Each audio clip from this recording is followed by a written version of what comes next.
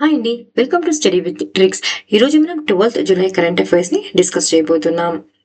Who won the 2025 PEN Pinter prize for her writings on migration, faith and the lives of women.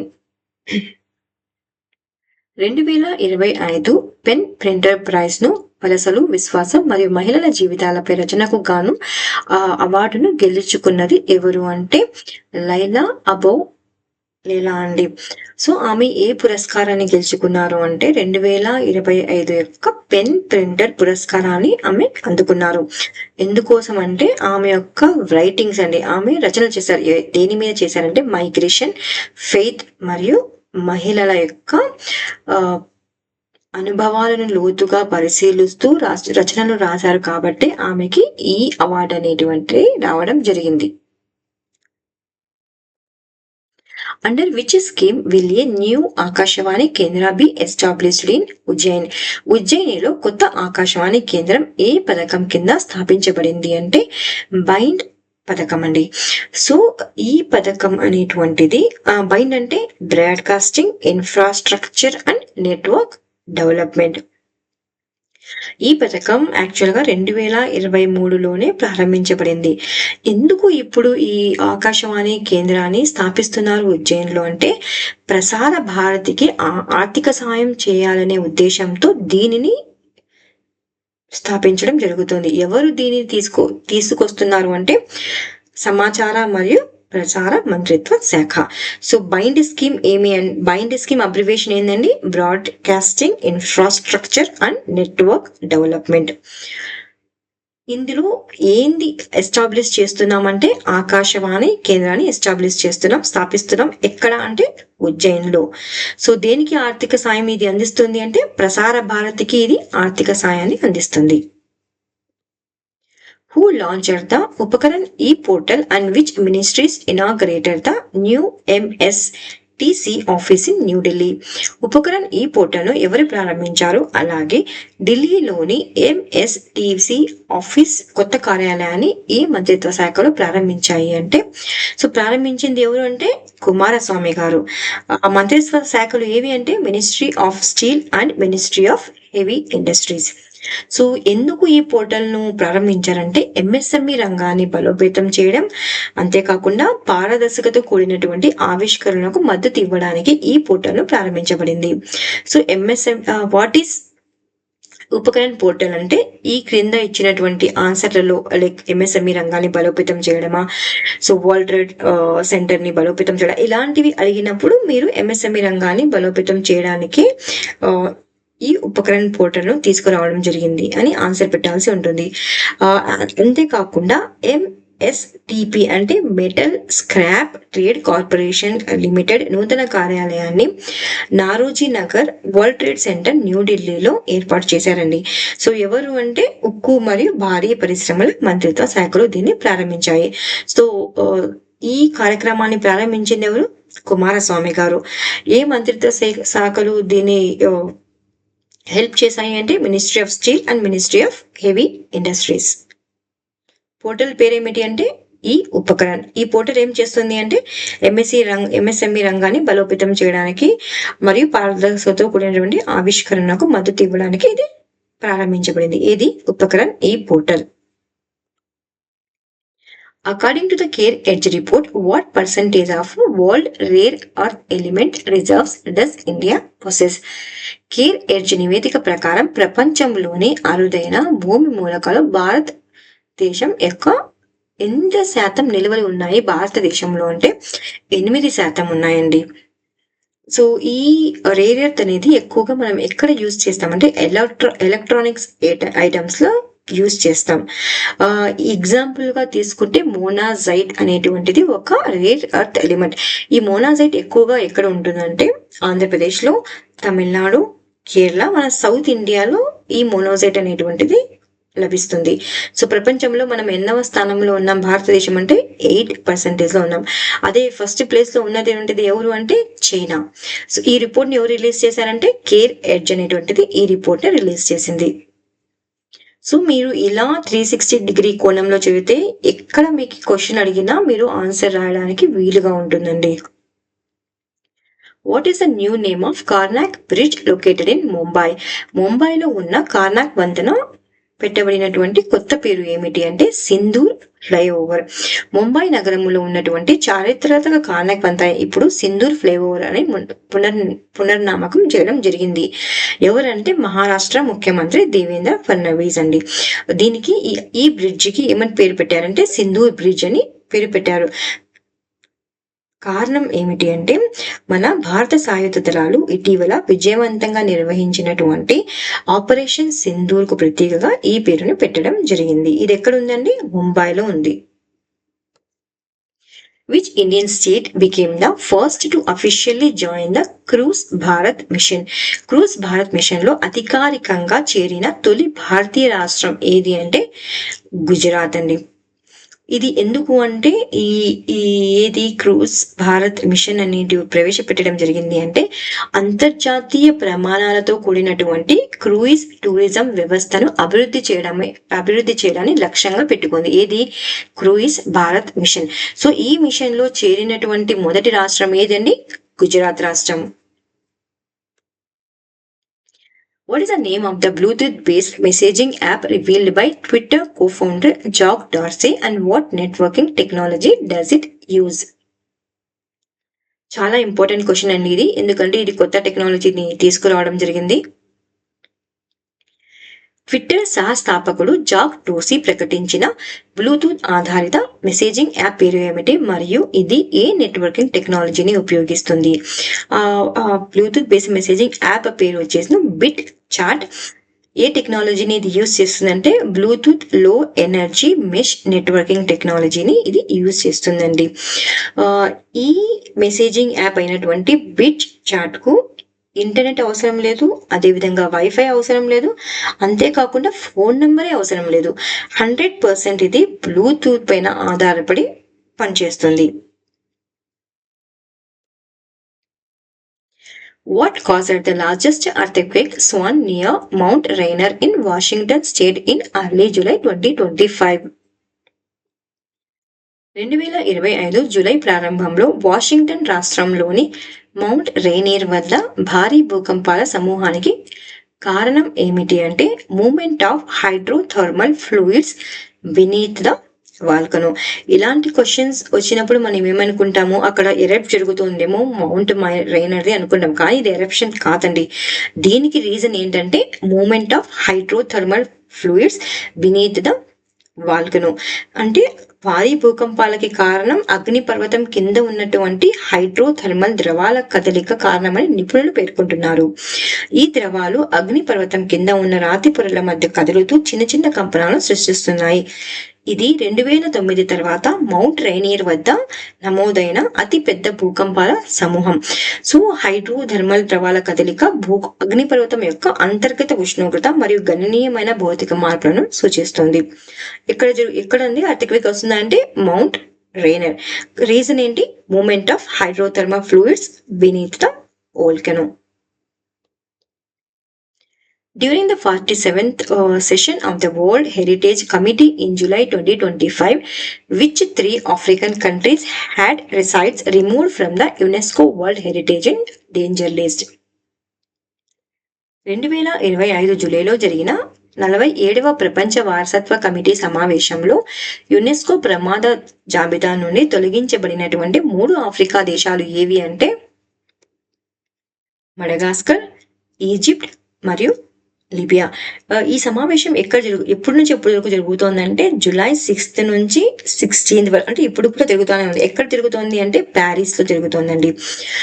UNESCO యొక్క headquarters లో జరుగుతుంది.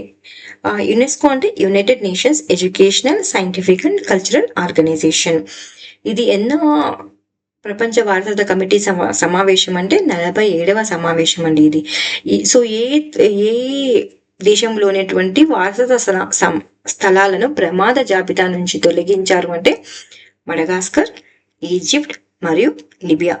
కారణం ఏమిటి అంటే ఆయా దేశాలు తీసుకున్నటువంటి సంరక్షణ చర్యలు, అదేవిధంగా అభివృద్ధి మరియు వాటి పరిరక్షణకు కారణంగా వాటిని ప్రమాద లిస్ట్ లో నుంచి తీసివేయడం జరిగింది.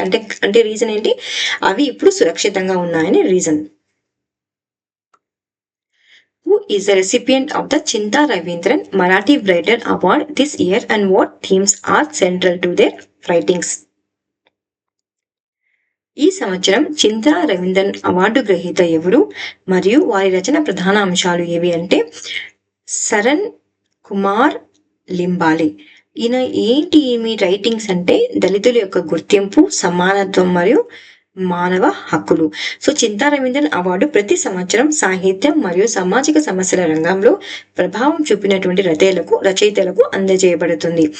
ఈ సంవత్సరం అంటే 2025లో ఈ అవార్డును సరణ్ కుమార్ లింబాలే గారు అందుకున్నారు. వారి రచనలు దళితుల యొక్క గుర్తింపు, సమానత్వం మరియు మానవ హక్కులు వంటి అంశాలపై దృష్టి కేంద్రిస్తాయి. Which three entities are collaborating to establish the Hyundai HTWO Green Hydrogen Innovation Center near Chennai?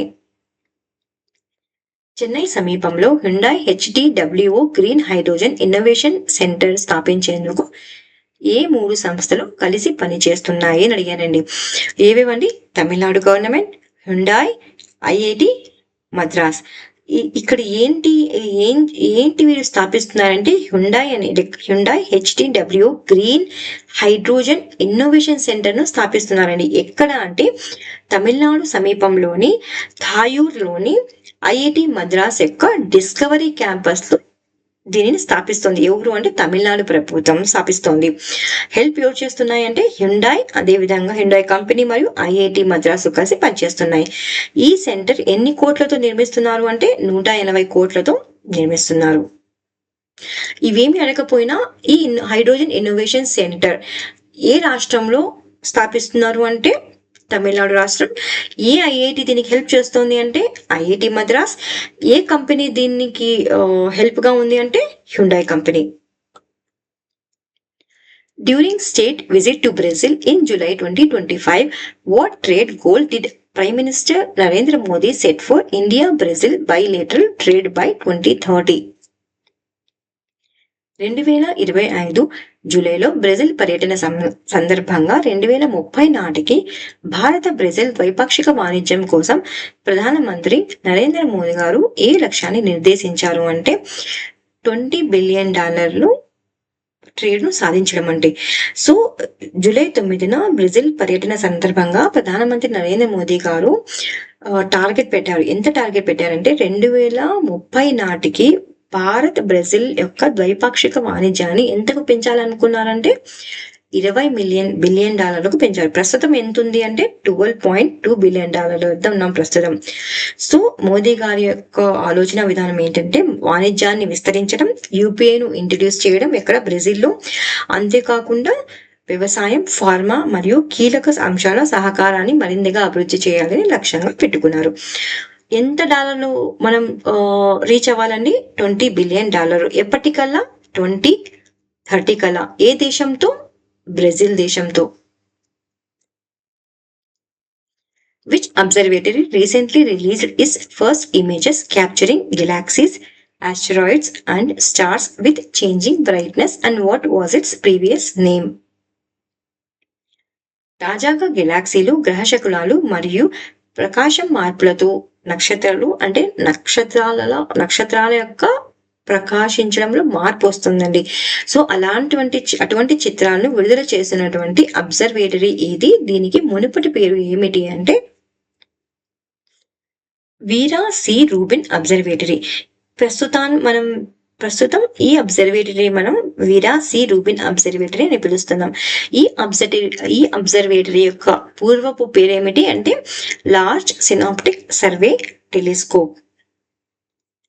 ఇది ఎక్కడ ఉంది అంటే చిలీలోని సెరో 50 పర్వతంపై 8684 అడుగుల ఎత్తులో ఉంది. అయితే ఇది ఇటీవల 10 మిలియన్ గెలాక్సీలు, 2000కు పైగా కొత్త గ్రహశకలాలు మరియు ప్రకాశించడంలో మార్పులతో గల నక్షత్రాల చిత్రాలను విడుదల చేసింది. ఇంతకు ముందు Vera C Rubin observatory large synoptic survey telescope గా పిలువబడేది. అయితే ఇది డార్క్ మ్యాటర్ ఆధారాన్ని కనుగొన్నటువంటి ఈ అబ్జర్వేటరీ ఉంది కదా, రూబిన్ అబ్జర్వేటరీ అనేది, దీన్ని ముందుగా దేమని పిలుస్తారండి, ఎల్ఎస్ఎస్టీగా పిలుస్తుండేవారు. కానీ ఈ ఎల్ఎస్ఎస్టీని రుబిన్ అబ్జర్వేటరీగా ఎందుకు మార్చారు అంటే, డార్క్ మ్యాటర్ ని కనుక్కున్నటువంటి రుబిన్ కు పేరు మీదుగా 2019లో ఆమె పేరుతో ఈ అబ్జర్వేటరీ పేరు మార్చడం జరిగింది. దీనికి ఎవరు ఫండింగ్ ఇస్తున్నారు అంటే, అమెరికా నేషనల్ సైన్స్ ఫౌండేషన్ మరియు ఎనర్జీ శాఖ. ఇదంతా కాకపోయినా టెలిస్కోప్ అనేటువంటిది ఎక్కడ ఉంది అంటే చిలీలో ఉంది. దాని పేరు ఏమిటి అంటే రుబిన్ అబ్జర్వేటరీ. ఇది ఇటీవల ఏమి చిత్రాలను తీసింది అంటే 10 మిలియన్ గెలాక్సీలు 2000కు పైగా కొత్త గ్రహ శకలాలు గురించినటువంటి చిత్రాలు అనేది విడుదల చేసింది.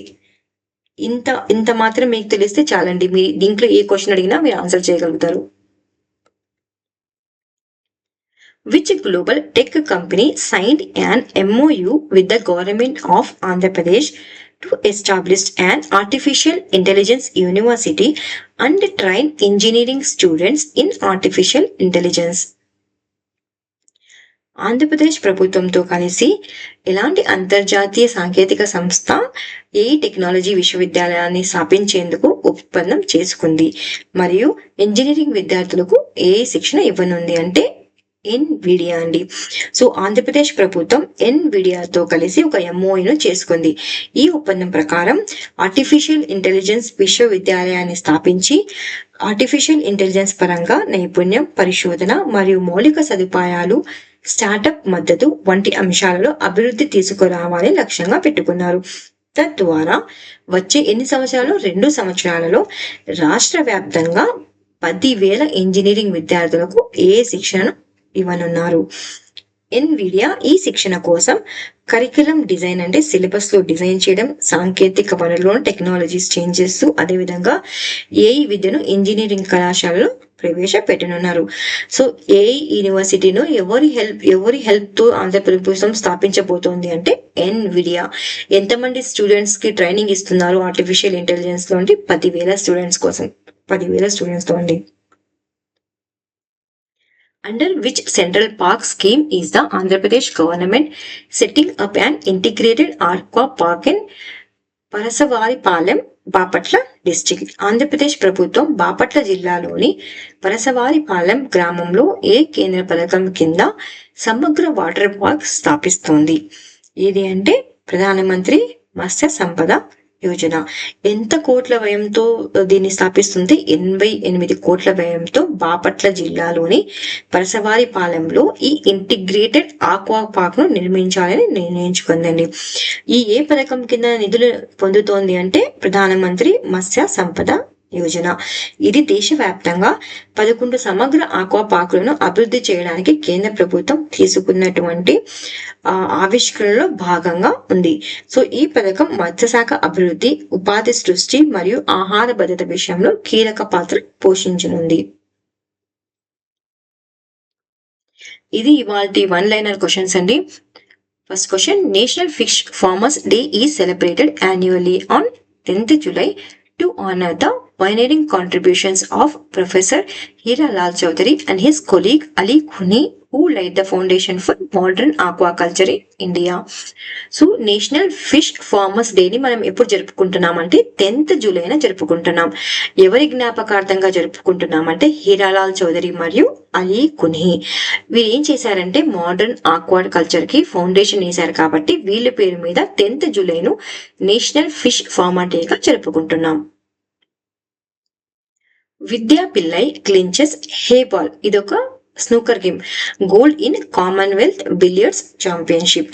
విద్యా పిల్లై గారు హే బాల్ అనేటువంటి గేమ్ లో గోల్డ్ ని సాధించారండి. ఇది ఎక్కడ అంటే కామన్వెల్త్ బిలియర్డ్ ఛాంపియన్షిప్ లో. Deepika Padukone has made history as the first Indian actress to receive a star on the Hollywood Walk of Fame. So భారతదేశంలోనే మొట్టమొదటిసారిగా దీపికా పదుకొనే గారికి స్టార్ లభించింది. ఎందులో అంటే హాలీవుడ్ వాక్ ఆఫ్ ఫేమ్ లో. Madhya Pradesh has initiated the implementation of the ముఖ్యమంత్రి బృందన్ gram Yojana. So Madhya Pradesh ప్రభుత్వం ఇటీవల ముఖ్యమంత్రి బృందావన్ గ్రామ్ యోజన పథకాన్ని ప్రారంభించింది. Magnus Carlsen won the Super United Rapid Bridge Croatia 2025 tournament held in Zagreb, Croatia.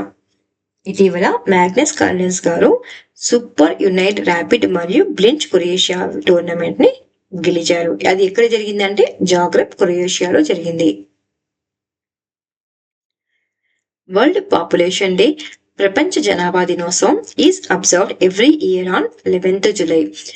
So ప్రతి సంవత్సరం మనం ప్రపంచ జనాభా దినోత్సవాన్ని 11 జూలైన జరుపుకుంటాం. థీమ్ ఏంటి అంటే empowering young people to create the families they want in a fair and hopeful work.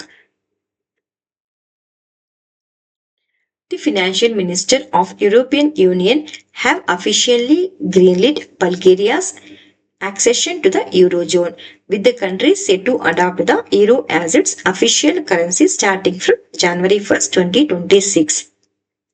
European union యొక్క ఫినాన్స్ మినిస్టర్ బల్గేరియాను 21st మెంబర్గా యూరోపియన్ యూనియన్ లో అప్రూవ్ చేశారండి.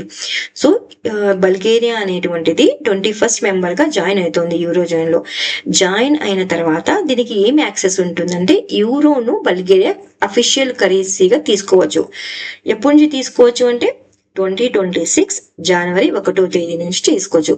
సో మీకు ఎగ్జామ్ లో ఎలా అడగడానికి ఆస్కారం ఉందంటే ఇటీవల యూరోపియన్ యూనియన్ లోనికి చేరినటువంటి 21st మెంబర్ ఎవరు అని అడగచ్చండి. ఎవరండి? బల్గేరియా. ఎప్పటి నుంచి ఇది అమల్లోకి వస్తుంది కరెన్సీని యూజ్ చేయడం అంటే, యూరో కరెన్సీని యాక్సెప్ట్ చేయడం అంటే January 1st, 2026. India has outlined a bold vision of target to expand its bioeconomy. Important question అండి ఇది. Bioeconomy to a projected 399 billion by 2030, nearly doubling its current value of approximately 165 billion in 2024. So భారతదేశం అనేటువంటిది bio ఎకానమీని double చేయాలని target గా పెట్టుకుందండి. So మన ఇప్పుడు ఎంత ఉంది మంది ఎకానమీ అంటే, వాల్యూ ఎంత ఉంది మంది అంటే $165 బిలియన్ ఉంది. అయితే 2030 కల్లా మనం ఎంత బిలియన్ రీచ్ అవ్వాలంటే 399 బిలియన్ మనం రీచ్ అవ్వాలి. అది మన ఇండియా పెట్టుకున్నటువంటి bio economy target. Kasaragod wins Kerala's Fisheries Department's Excellence Award 2025 for its achievements in fisheries sector under the popular fish farming project. ఇటీవల కేరళ ఫిష్ డిపార్ట్మెంట్ వారు కసరగోడ్ జిల్లాను ఎక్సలెన్స్ అవార్డును బహుకరించారు. ఎందుకంటే వాళ్ళు తీసుకున్నటువంటి చర్యల కారణంగా ఎంతో అభివృద్ధిని ఫిక్షన్ సెక్టార్లో అభివృద్ధి చేశారు. కాబట్టి వాళ్ళకి ఎవరికి అంటే కసరగోడ్ జిల్లాకి ఎక్సలెన్స్ అవార్డు అనేటువంటిది లభించింది. Amit Shah chairs 27th eastern zonal council meeting Ranchi, Jharkhand. Amit Shah గారు ఇటీవల 27వ ఈస్టర్న్ జోనల్ కౌన్సిల్ మీట్ ను రాంచీ, జార్ఖండ్ లో ఏర్పాటు చేశారు. సో క్వశ్చన్ ని ఇలా అడగచ్చండి, 27th ఈస్టర్న్ జోనల్ మీటింగ్ ఎక్కడ జరిగింది అని కూడా అడగచ్చు. ఎక్కడ అండి? రాంచీ మరియు జార్ఖండ్. ఎవరు చైర్ చేశారు? అమిత్ షా గారు దాన్ని ఆతిథ్యం ఇచ్చారు. Shashi Tharoor and Bansi Sahu wins 21st P. Kesavadev award to recognise contributions to literate and public health education. ఇటీవల శశి థరూర్ గారికి మరియు బన్సీ సాహు గారికి 21వ కేశవదేవ్ అవార్డు పేరు ఏమిటండి? కేశవదేవ్ అవార్డ్. ఇది ఎన్నో అవార్డు అంటే 21st అవార్డు. ఎవరికి లభించింది అంటే శశి థరూర్ గారికి మరియు బన్సీ సాహు గారికి లభించింది. ఎందుకోసం అంటే వారి కాంట్రిబ్యూషన్స్ చేశారు కాబట్టి. ఎక్కడ చేశారు? లిటరేచర్ మరియు పబ్లిక్ హెల్త్ ఎడ్యుకేషన్ లో. Mansukh Mandavia inaugurated the 2025 season of Asmita. Asmita అంటే achieving sports mile stones by inspiring women. ఒక ఉమెన్ ని ఇన్స్పైర్ చేయడానికి తీసుకొచ్చినటువంటి కార్యక్రమం పేరే అస్మిత. ఎక్కడ ఏం ఇనాగ్రేట్ చేశారంటే వెయిట్ లిఫ్టింగ్ లీగ్ ని ఇనాగ్రేట్ చేశారు. ఎవరు? మన్సుఖ్ మండేవయ్య గారు. ఎక్కడ అంటే మోదీనగర్ ఉత్తరప్రదేశ్ లో చేశారండి. దీని యొక్క ముఖ్య ఉద్దేశం ఏమిటంటే స్పోర్ట్స్ ని ప్రమోట్ చేయడం, ఎవరిలో? ఉమెన్స్ లో, మహిళలో స్పోర్ట్స్ ని ప్రమోట్ చేయడం దేని ద్వారా అంటే కాంపిటీషన్స్ ని కండక్ట్ చేయడం ద్వారా. Indonesia is gearing up to host the 2025th Artistic Gymnastics World Champions set to unfold in Senayan, Jakarta from October 19 to 2025. October 19 నుంచి 2025 వరకు ఇండోనేషియా అనేటువంటిది 2025 ఆర్టిస్టిక్ జిమ్నాస్టిక్ వరల్డ్ ఛాంపియన్షిప్ కు ఆతిథ్యమియబోతోంది. సో క్వశ్చన్ ఎలా అడుగుతారంటే అండి, 2025 artistic gymnastic world championship కు ఆతిథ్యం ఇచ్చినటువంటి దేశం ఏది అంటే ఇండోనేషియా. అది ఎక్కడ జరిగింది అంటే సెనాయన్, జకార్తాలో జరిగింది. ఎప్పటి వరకు జరిగిందంటే అక్టోబర్ 19 నుంచి అక్టోబర్ 25 వరకు జరగబోతోంది. Uttar Pradesh emerged as the top performing Indian state at the 2025 World Police and Fire Games held in Alabama, USA, securing the highest number of medals for the nation. US లో జరుగుతున్నటువంటి 2025 వరల్డ్ పోలీస్ మరియు fire games లో ఉత్తరప్రదేశ్ అనేటువంటిది top performing state గా emerge అయిందండి. ఇక్కడ భారతదేశంలో top performing state ఏదంటే ఉత్తరప్రదేశ్. ఎందులో అంటే world police and fire games లో. అది ఎక్కడ జరుగుతున్నాయి అంటే యుఎస్ లో అల్బామా అనేటువంటి ప్లేస్ లో జరుగుతున్నాయి. ఇది అంటే రివిజన్ క్వశ్చన్. క్విక్ గా రివైజ్ చేసేద్దాం. గార్సినియా కుసుమ అనే కొత్త ప్రజాతి అస్సాంలోని ఏ జిల్లాలో కనుగొనబడింది అంటే బాక్సా జిల్లా. భారత స్టార్టప్ల కోసం సమాచార మరియు ప్రసార మంత్రిత్వ శాఖ వేవెక్స్ స్టార్టప్ యాప్ కి యాక్సిలరేటర్ ద్వారా ప్రారంభించిన దేశవ్యాప్త ఆర్టిఫిషియల్ ఇంటెలిజెన్స్ పోటీ పేరు ఏమిటి అంటే Kala Setu. Real time language tech for Bharat. సాంకేతికత మరియు నాయకత్వ రంగాల్లో మహిళలను ప్రోత్సహించడానికి BRICS chamber of commerce and industry ప్రారంభించినటువంటి కార్యక్రమం పేరు ఏమిటి అంటే వి వైస్ కార్యక్రమం. యూనికార్న్ స్టార్టప్లకు మద్దతుగా 200 కోట్ల పెట్టుబడి నిధిని ప్రారంభించినటువంటి భారత సంస్థ ఏది అంటే ఐఐటి మద్రాస్. ప్రధానమంత్రి నరేంద్ర మోదీ గారికి order of the most ancient Welwitschia mirabilis పురస్కారాన్ని అందించే దేశం ఏది అంటే నమీబియా. జపానికా రైస్ లో ఫాస్ఫేట్స్ శోషణ సామర్థ్యాన్ని పెంచేందుకు క్రిస్పర్ క్యాస్9 జీన్ ఎడిటింగ్ సాంకేతికను ఉపయోగించినటువంటి సంస్థ ఏది అంటే the national institute of plant genome research. జన్యు పరిశోధన మరియు బయోటెక్నాలజీ అభివృద్ధి కోసం సింథటిక్ హ్యూమన్ జీనోమ్ ప్రాజెక్ట్ ను చాలా ఇంపార్టెంట్ క్వశ్చన్ అండి ఇది. జీనోమ్ ప్రాజెక్ట్ ను ఇటీవల ప్రారంభించండి దేశం ఏది అంటే UK, United Kingdom. Statistical review of world energy report 2025 ప్రకారం 2024 నాటికి భారతదేశం ప్రపంచ బయోఫ్యూయల్ వినియోగంలో ఎన్నవ స్థానం సాధించింది అంటే 4వ స్థానం.